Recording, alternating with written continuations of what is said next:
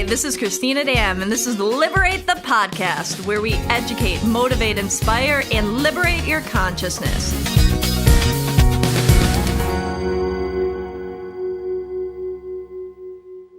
Hi there, welcome to another episode of Liberate the podcast. Today we have one of our very own practitioners, Justin, with us, and he is a healer. And he's also a tarot and oracle reader, and on top of all of that, he is just a magical, loving being. And we're going to talk today about radical self-acceptance. I mean, he said self-acceptance, Rebecca said we should call it radical self-acceptance, so, we're going with it.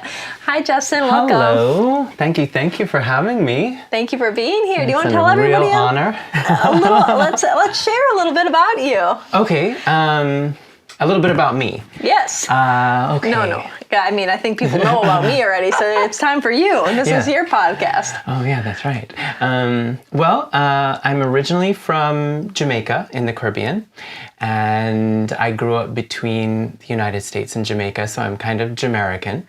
I didn't know that about you. Oh, really? Yeah. Yeah. I am Jamaican. Jamaican. I like that. I sort of found myself, I guess, in this magical cosmic world that we live in from a very young age, I suppose. We all have this, we're all born into the world of magic and hocus pocus and goodness. Well, I mean, isn't the world magic, right? Absolutely. I mean, we're floating around on this globe in random space, and we're held together by an invisible force called gravity. Yes, exactly.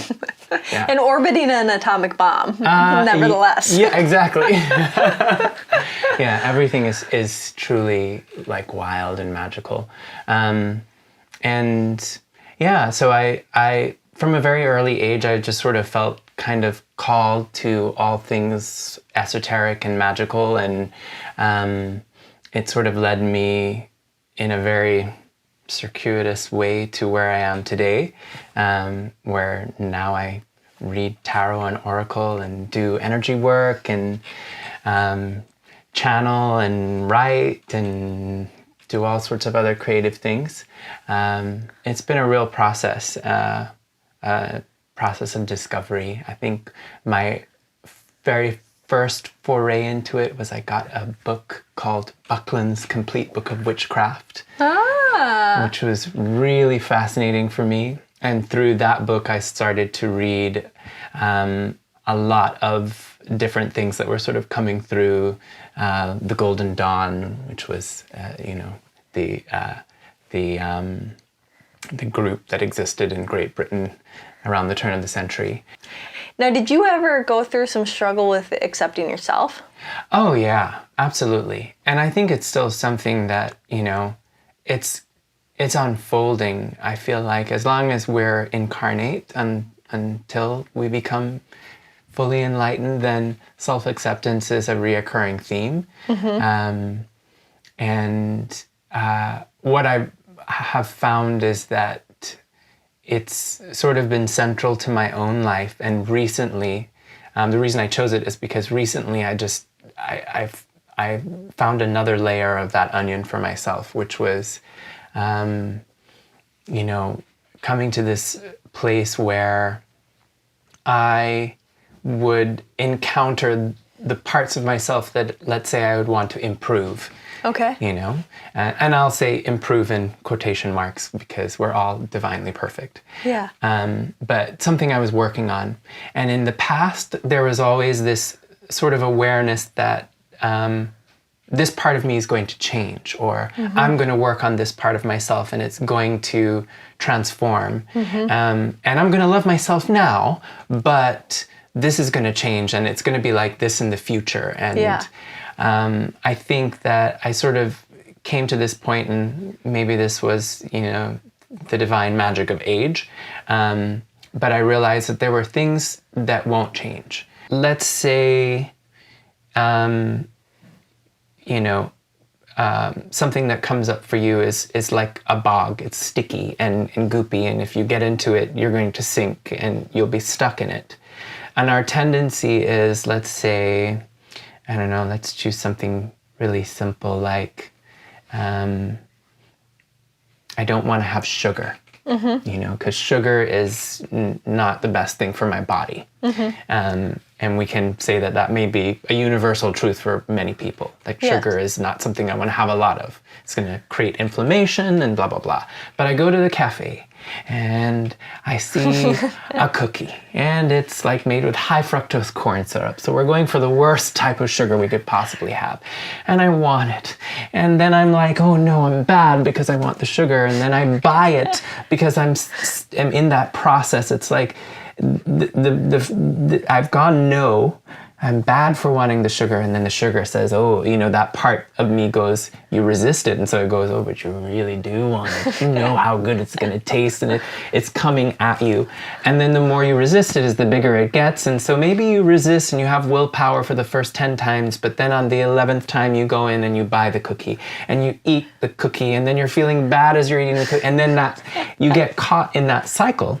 Yeah. And in that cycle, you're really just kind of reacting to this part of this idea of bad. I think life is always offering us feedback. Like you're saying, it's always mirroring.